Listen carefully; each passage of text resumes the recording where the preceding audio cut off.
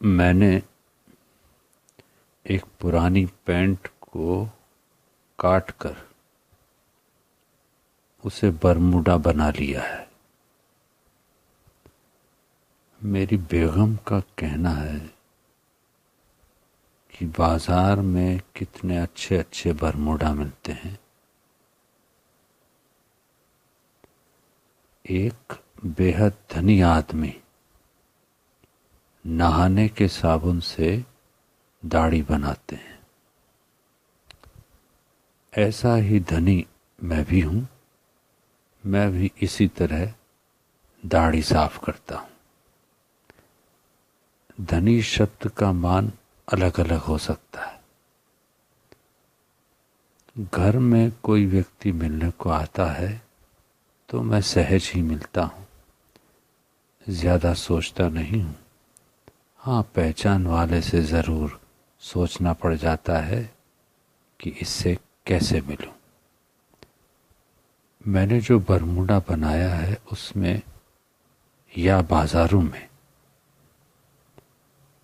आदमी की पहचान में एक और आदमी, एक वो जो बाजार का बरमूडा पहने है, दो या जो अपने हाथ का बना बरमूडा पहने है।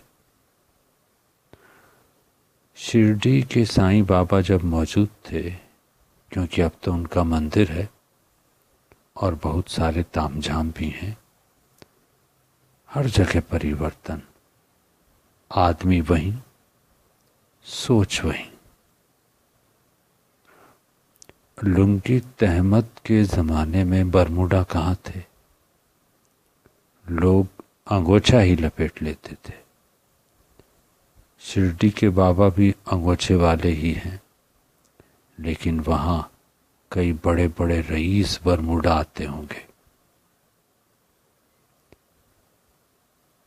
बाबा रामदेव का नवरत्न आटा मैं लाया, गाय का शुद्ध घी भी लाया और गुड़ भी लाया, इलायची भी डाली, मिलाया, सोलर कुकर में शानदार पकाया।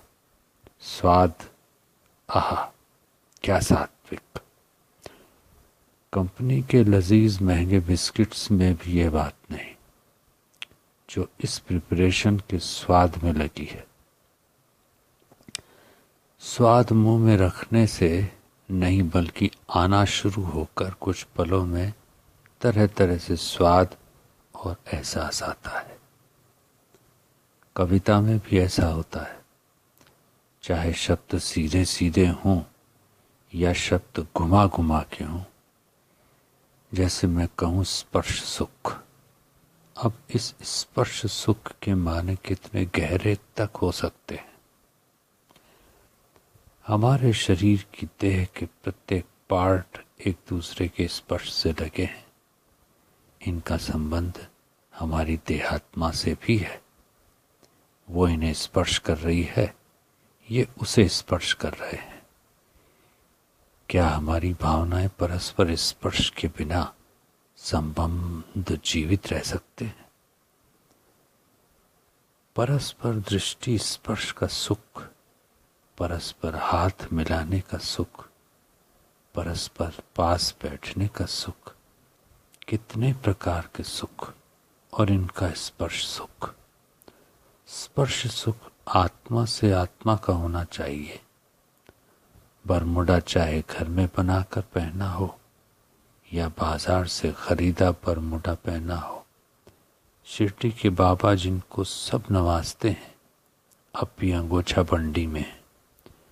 सिर पर एक सस्ता सा कपड़ा लपेटे, लेकिन इनकी आंखें देखो, इन पर एक शेर अर्ज है।